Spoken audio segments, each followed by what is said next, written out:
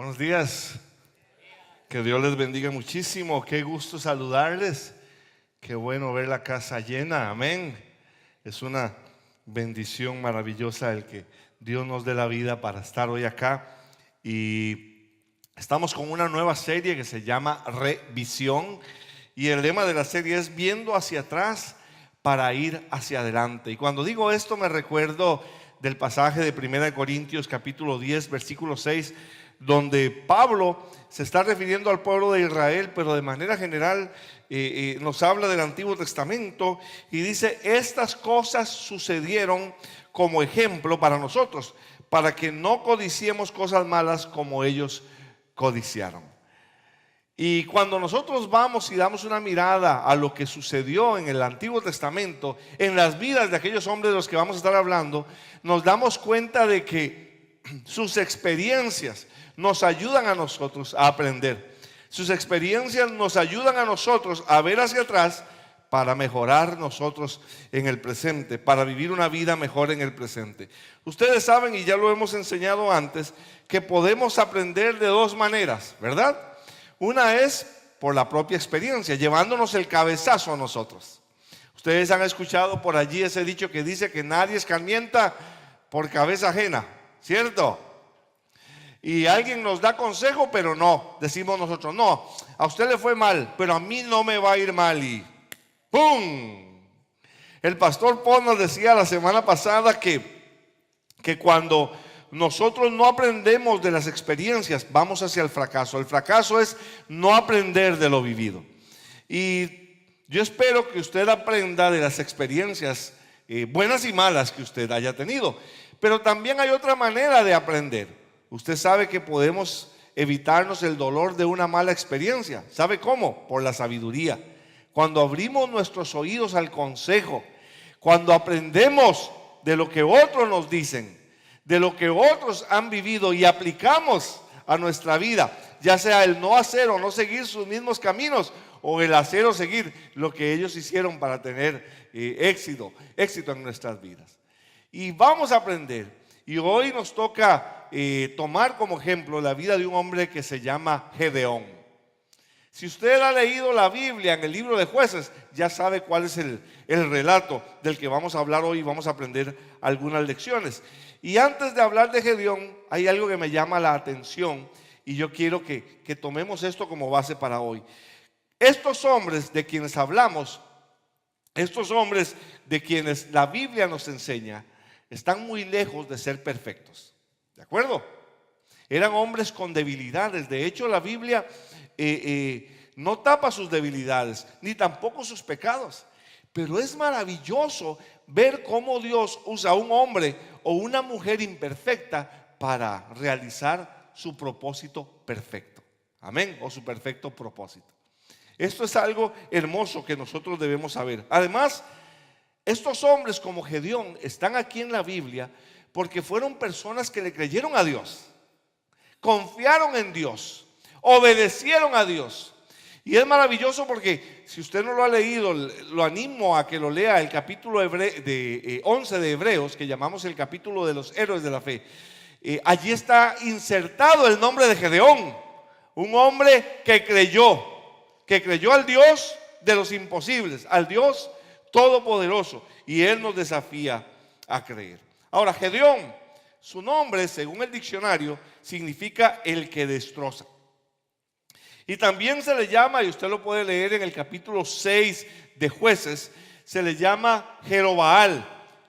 Y este nombre tiene una razón y en un momento lo vamos a leer, porque Jerobaal significa contienda Baal contra él. Ahora, era hijo de un hombre llamado Joás, de un clan que le llamaban de Abiezer o Abiezerita, y era de la tribu de Manasés, y juzgó a Israel por 40 años, y esos 40 años están resumidos en 3 capítulos de la Biblia. Así es que no nos va a dar tiempo de hablar todo acerca de él. Pero usted puede ir a la palabra de Dios, abrir en Jueces 6, 7 y 8 y aprender más de él esta tarde cuando usted llegue a su casa y darse un gusto allí alimentándose de la palabra de Dios. ¿Qué estaba sucediendo? ¿Qué estaba sucediendo? Israel está en una situación interesante en el tiempo de los jueces. No hay rey. era gobernada por lo que la Biblia llama jueces, personas que juzgaban al pueblo y le daban consejo al pueblo. Pero Israel se apartaba constantemente de los caminos de Dios. Y para este momento, dice la palabra que cuando Israel sembraba, los madianitas y los amalecitas venían, eran tribus nómadas o beduinos, venían con sus camellos, venían en gran multitud y asolaban la tierra de Israel, robaban sus cosechas, destruían lo que habían sembrado, se llevaban el ganado, se llevaban las ovejas y dejaban a Israel sin nada que comer. Y dice la Biblia de esta manera, que ellos estaban empobreciendo a Israel, o Israel estaba empobreciendo por causa de Madián. Y aquí hay una primera lección que yo quiero que aprendamos. El enemigo siempre tiene un plan sistemático para destruirnos a nosotros como hijos de Dios. ¿Sabía usted eso? Y lo digo para que usted no ignore sus estrategias o sus maquinaciones, porque el enemigo quiere que usted se aparte de las cosas de Dios, o que usted se enfríe de las cosas de Dios. El enemigo no quiere que usted siga a Dios.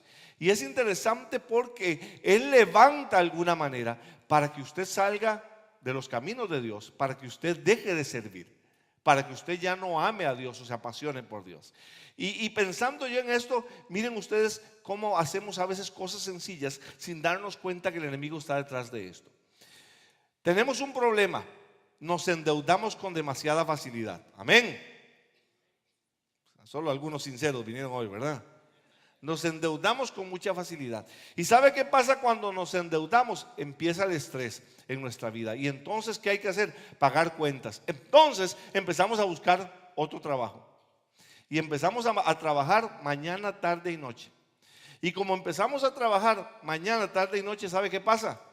Dejamos de venir a la iglesia. Porque estamos cansados, dejamos de leer la Biblia.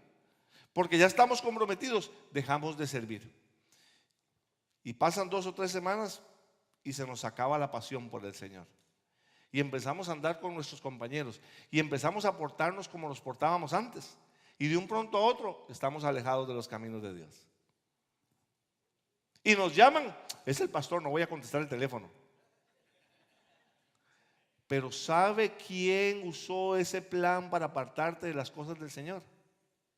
Nuestro enemigo, el diablo. Debemos estar atentos, debemos abrir nuestros ojos. Por eso la Biblia siempre nos dice orar, que debemos velar, que debemos ser sobrios, porque el enemigo anda como un león rugiente, ¿verdad? Buscando ¿qué? A quién devorar. Ahora, volvamos al pueblo de Israel. ¿Por qué estaban en esta opresión? Jueces 6, 8 al 10 nos cuenta de que el pueblo de Israel había sido libertado de Egipto, ¿verdad? Y allí lo resume. Y Dios los trajo a una tierra prometida, una tierra que fluía leche y miel.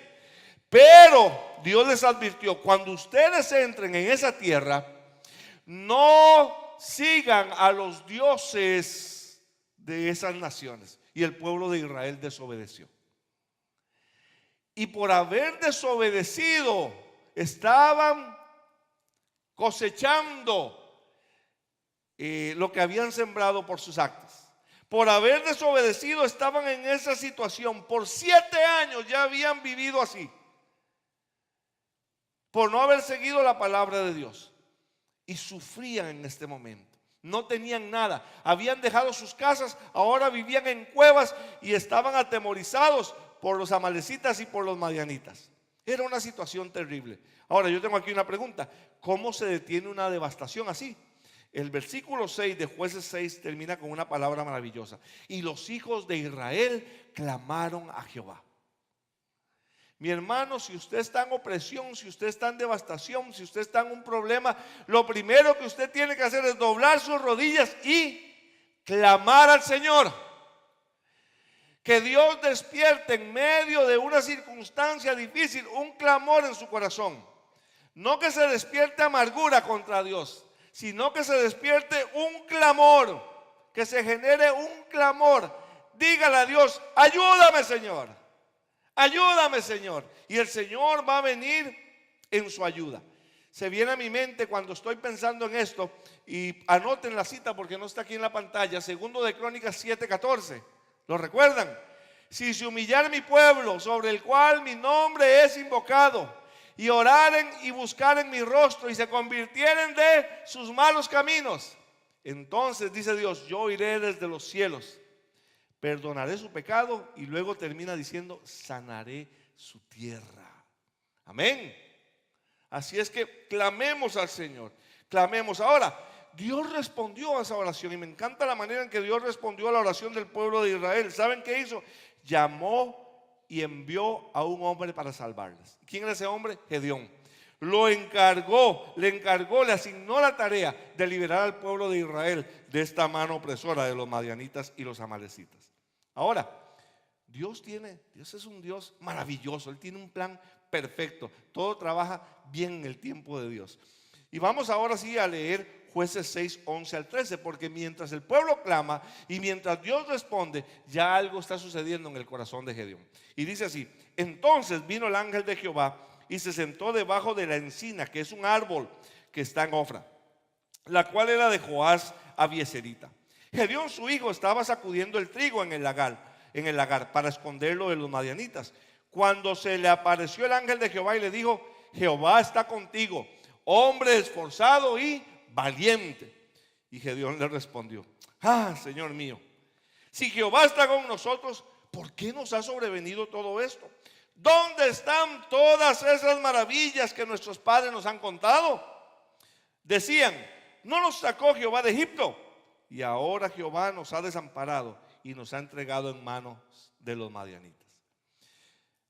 Solo para que usted lo note, qué difícil, porque a veces nos metemos en un problema y le echamos la culpa a Dios y no nos damos cuenta que somos nosotros los que hemos caminado hasta allí, ¿verdad? Y ¿cómo se llama? Gedeón dice: ¿por qué estamos aquí? Bueno, se van a dar cuenta por qué razón. Pero es maravilloso porque había un descontento en el corazón, una inconformidad en el corazón de Gedeón. No sé si ustedes han escuchado de Bill Hybels. Es un pastor que tiene una iglesia en Chicago, ¿verdad? Y una iglesia inmensa. Y él escribe un libro, y en su libro él habla sobre esta disconformidad que siente Gedeón, y él lo llama el descontento santo. El descontento santo. Y él dice que todos hemos pasado por allí. Quizás usted en este mismo instante esté viviendo o tenga en su corazón ese descontento santo. Y ese descontento nos llama a preguntarnos a nosotros mismos las mismas cosas que se preguntó Gedeón. ¿Por qué sucede esto? ¿Por qué me pasa esto a mí? ¿Dónde están los milagros? ¿Por qué Dios permite que sucedan estas cosas? Y no se preocupe, usted no está solo. Yo creo que todos hemos tenido las mismas preguntas. Ahora, ¿cómo salimos de este descontento santo? Bill Hybels hace la referencia a lo que él llama el Popeye moment. Yo sé que los jóvenes no se recuerdan de esto, pero los adultos recordamos quién era Popeye, ¿verdad que sí? Él lo llama el momento Popeye. El momento Popeye. A ver, jóvenes, si no han visto ese cartoon, tienen que ir a verlo, por favor. El momento Popeye. Popeye en todas sus caricaturas es un hombre tranquilo, trabajador, pasivo.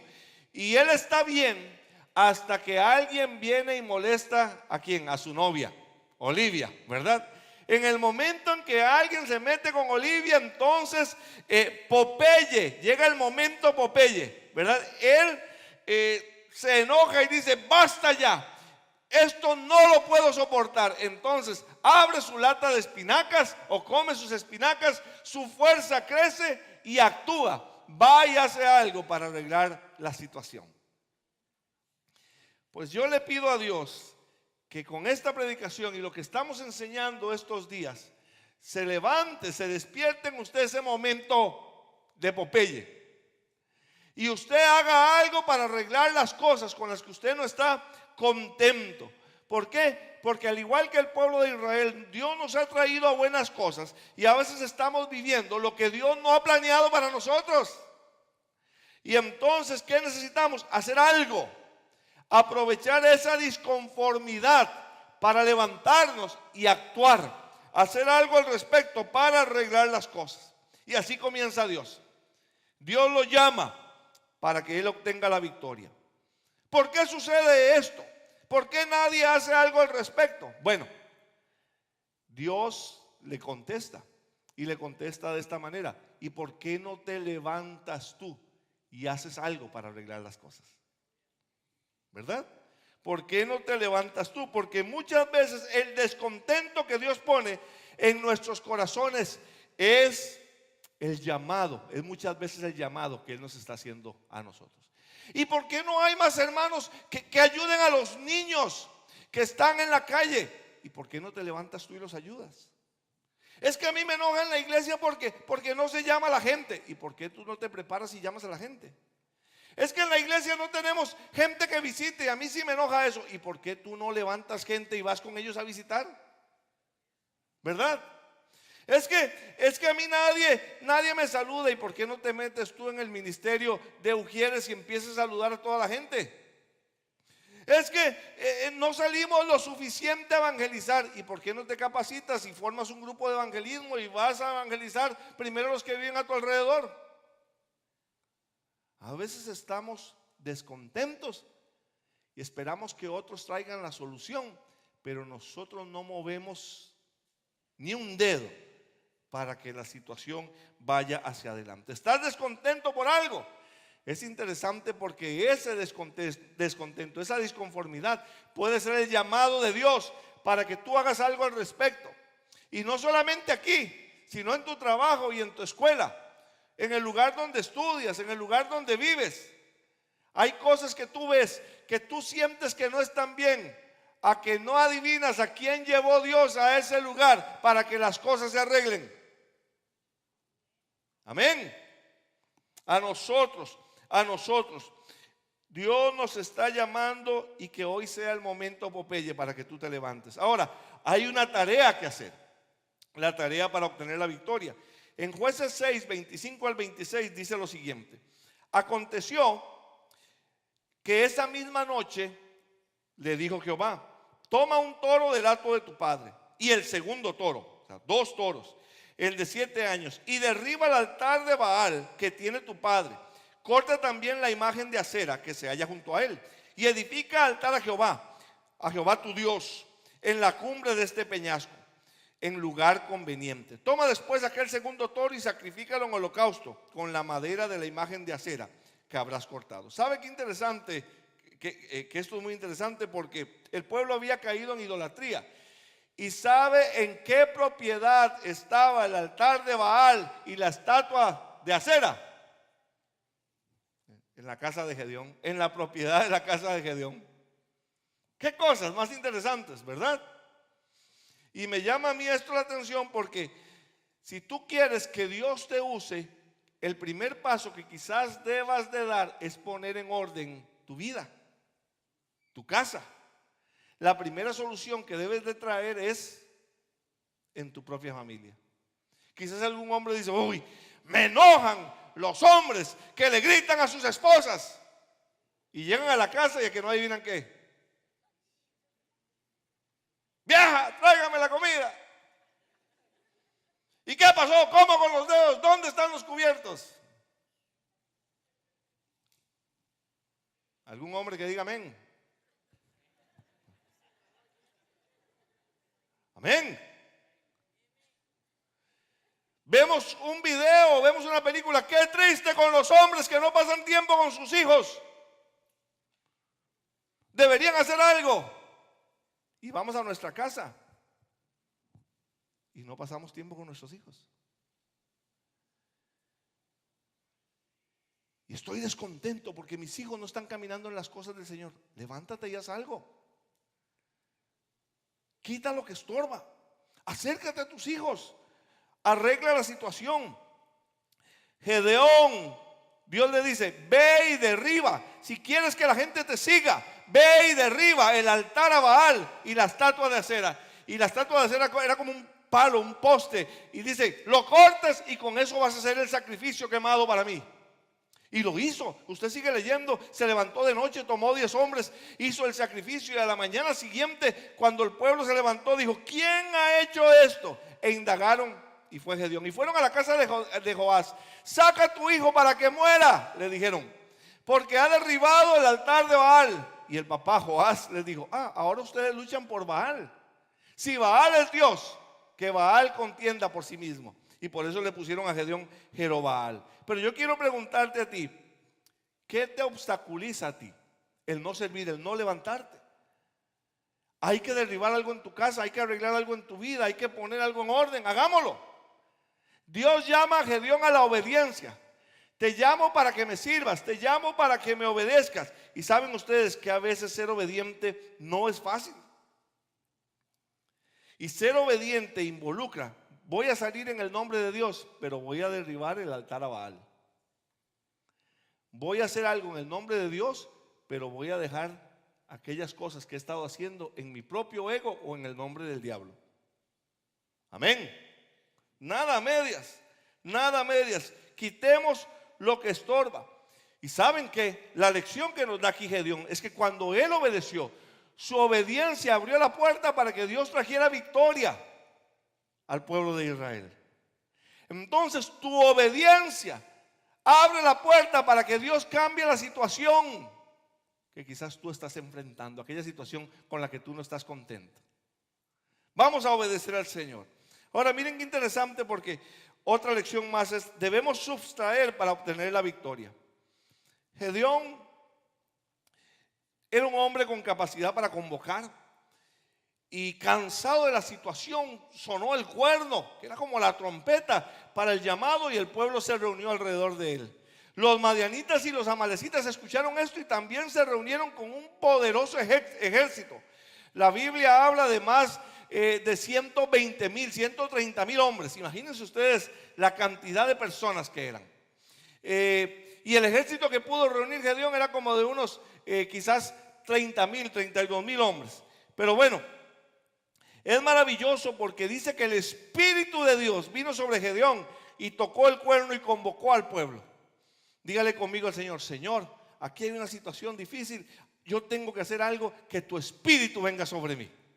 Que tu Espíritu venga sobre mí y me despierte y pueda convocar a otros para que me ayuden en esta tarea.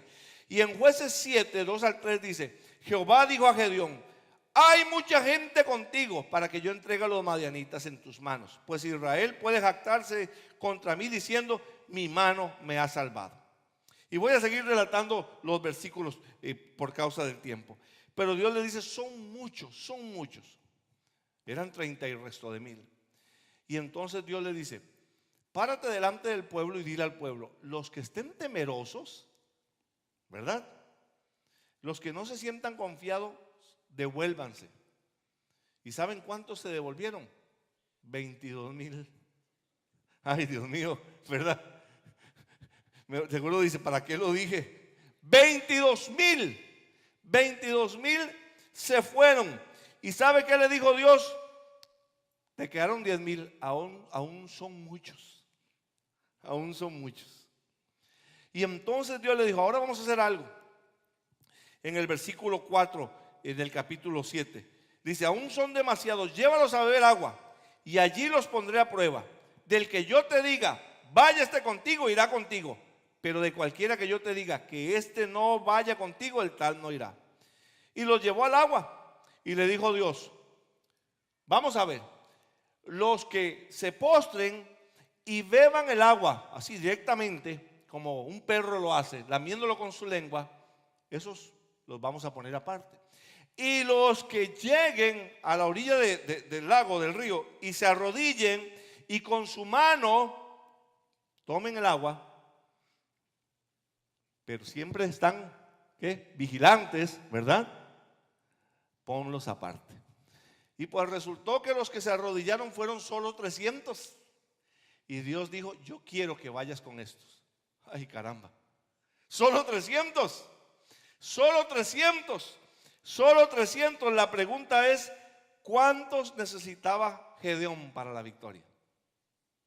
¿Cuántos necesitaba Gedeón para la victoria? Saben, eran 300 contra miles, pero Dios estaba a favor de los 300. Y una cosa importante es que esta lección nos enseña que a veces nosotros confiamos en lo que no tenemos y por eso no hacemos. Ay, pastor, es que usted no entiende, usted no entiende. Si yo tuviera más dinero, yo haría más. Ay, pastor, es que si más gente me ayudara y me apoyara, yo lograría esto. Ay, pastor, si el pastor Paul, le voy a echar la culpa a Paul que no está, si el pastor Paul me contratara, entonces yo podría servir. Ay, pastor, es que si en mi grupo de vida o en mi ministerio me dieran estos recursos, yo lo haría crecer. A veces empezamos a contar con lo que no tenemos. Subtrae, quita eso, réstalo. Y empieza a saber que si Dios te llamó, Él te va a dar lo necesario para que tú tengas éxito. Solo necesitas a Dios de tu lado. Con Él es suficiente.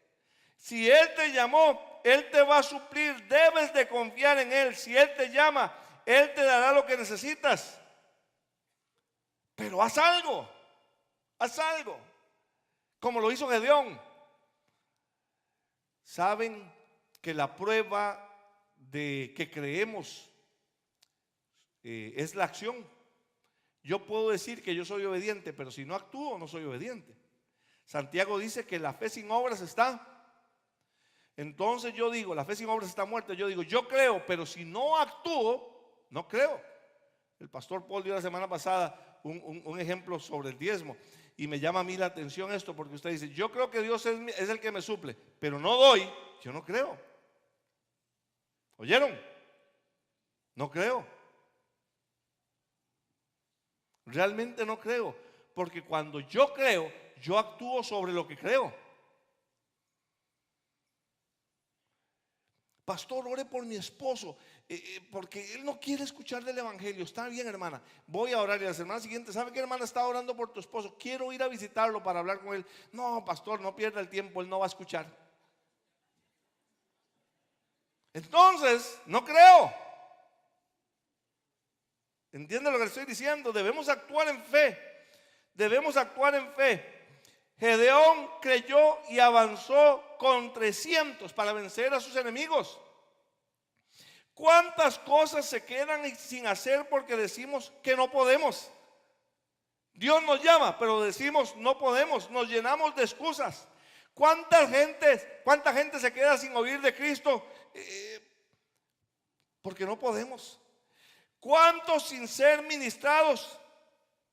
Porque no podemos. ¿Cuántos sin ser amados? Porque no podemos. Confiemos en el Señor. La lección, Dios te llama, capacítate y Dios te va a dar su unción para que hagas su obra. Amén.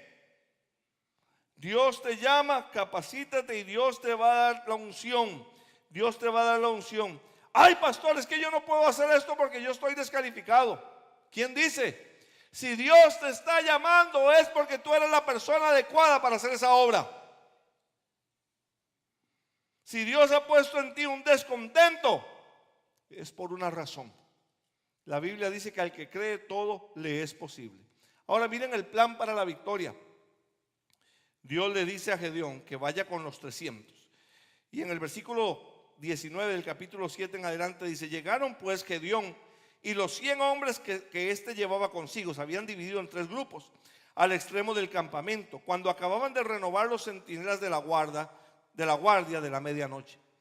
Tocaron entonces las trompetas y quebraron los cántaros que llevaban en sus manos. Los 3 escuadrones tocaron las trompetas y quebrando los cántaros tomaron con la mano izquierda las antorchas y con la derecha las trompetas que tocaban y gritaron por la espada de Jehová y de Gedeón, y se mantuvieron libres. A ver si podemos explicar lo que está pasando. Están cambiando la guardia, el resto del ejército está dormido. Gedeón los rodea con 3 escuadrones, cada uno de 100 personas, y le dice: hagan lo mismo que yo voy a hacer. Y es maravilloso porque el plan de Gedeón, yo siento y yo creo que fue un plan estratégico dado por Dios. Tan sencillo, parece que no tenía ni pies ni cabeza. Un plan osado, pero Gedeón creyó y actuó. Entonces, hagan lo mismo que yo hago. Quebró las vasijas. Y yo me imagino, usted sabe cuando usted está dormidito en su casa y hay un ruido que no es conocido, ¿verdad? Y usted pega un brinco. Imagínense 300 vasijas al mismo tiempo quebrándose. Y después de las 300 vasijas, 300 trompetas o 300 cuernos sonando. Dice que el pueblo, los amalecitas y los madianitas se levantaron, se asustaron, empezaron a correr de un lado a otro y era tal la confusión que levantaron la espada uno contra el otro. Y Dios empezó a darle forma a la victoria de un hombre a quien él llamó, creyó y actuó. ¿A quién fue? A Gedeón. Gloria a Dios, qué milagro. Con 300. ¿Quién lo hubiera dicho? ¿Quién lo hubiera dicho? Un hombre como Gedeón que decía: Señor, yo no puedo. Yo soy el menor de mi casa y vengo de una familia pobre. ¿Y sabes qué, Señor? Mi papá es el que cuida el ídolo, peor todavía.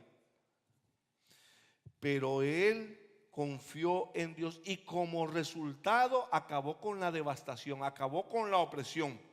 Gedeón conquistó su temor, conquistó sus sentimientos y conquistó al ejército enemigo.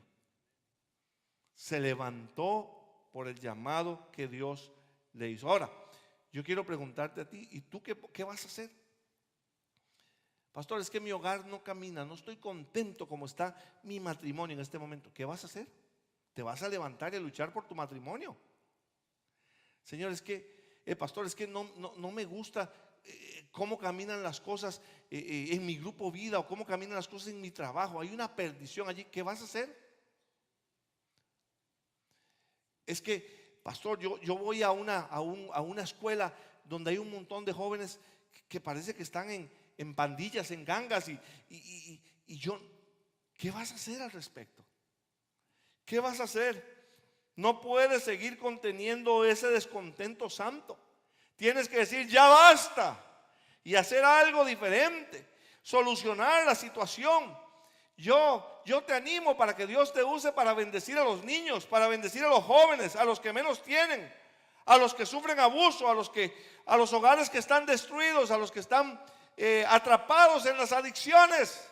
Levántate como Gedeón, aprende la lección, aprende, por favor. Yo quiero terminar con un canto. Bueno, no voy a cantar, ¿verdad? Yo quiero terminar con un canto de un hombre que se llama Matthew West, que en inglés se llama Do Something. Ahora, yo lo traduje al español. Y no lo traduje para cantarlo en español, sino para contarles cómo es el canto. Pero me llama mucho la atención porque habla exactamente de lo que estamos hablando hoy. Y él dice así en el canto: yo desperté esta mañana y miré un mundo lleno de problemas. Y pensé: ¿cómo es que hemos llegado tan lejos? ¿Cómo vamos a volver al camino? Así que volví mis ojos al cielo y opiné: Dios, ¿por qué no haces algo? Pues bien, dice, no podía llevar la carga al pensar que hay gente viviendo en pobreza, niños siendo vendidos como esclavos. Solo con pensarlo me disgusté. Así que agitando mi puño hacia el cielo dije: Dios, ¿por qué no haces algo? Entonces él dijo: yo lo hice, te creé a ti. Te creé a ti. Y luego en el coro él dice: si no nosotros, entonces ¿quién? Si no eres tú o yo, entonces ¿quién? Ahora es el momento.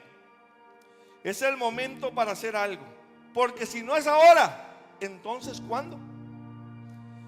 Podemos ver el final de tanto dolor, porque no es suficiente hacer nada. Es tiempo de hacer algo. Y luego añade: estoy cansado de hablar acerca de que somos las manos y los pies de Dios, porque es más fácil decirlo que vivirlo. Iglesia, ¿a quién creen que trajo Dios para este momento en la vida, para este presente? A nosotros. ¿Usted cree que las experiencias que usted ha tenido, que ha vivido, han sido una coincidencia? No. Dios las trajo a tu vida para prepararte, para que tú te levantes y hagas algo hoy. Y yo quiero animarte, que el Espíritu venga sobre tu vida, Que ese descontento, esa disconformidad crezca hasta el punto que tú digas: ya basta. Yo con mi Señor puedo hacer la diferencia. No va a ser fácil, pero si Dios está de nuestro lado, recuerdan, si Dios es por nosotros, ¿quién contra nosotros? Ponte de pie, por favor. Te bendecimos, Señor. Dale ese aplauso fuerte. Amén.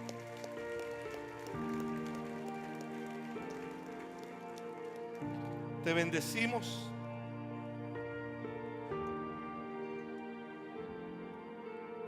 Dile: Señor, aquí estoy. Aquí estoy, Señor, dame luz. Ayúdame, Señor. Quizás hay dudas en mi corazón, temores. Tantas veces he dicho que no puedo, pero si no soy yo, entonces ¿quién, Señor? Dile: Señor, aquí estoy. Guíame. Tómame en tus manos. Muchas veces me he descalificado a mí mismo, pero si eres tú quien me llamas, ¿quién mejor que tú sabes que yo soy la persona indicada? Dile con fuerza: Señor, tómame de mi mano y me levanto en tu nombre, fortalecido no con fuerza ni con ejército, sino con tu Espíritu Santo. Como Isaías te respondo: heme aquí, envíame a mí, Señor. Yo atiendo al llamado. Yo me uno, Señor, a la tarea de rescatar a otros, de bendecir a otros, de ministrar a otros, de orar por otros. Tú guíame, Señor, y yo voy a seguir tus pasos. Tú guíame, Señor, y yo voy a hacer la obra. Como dice tu palabra, en tu nombre, Señor, vamos a hacer proezas. Gracias, Señor. Enciende nuestros corazones hoy, en el nombre de Jesús. Amén. Amén. Denle un aplauso al Rey. Amén. Amén.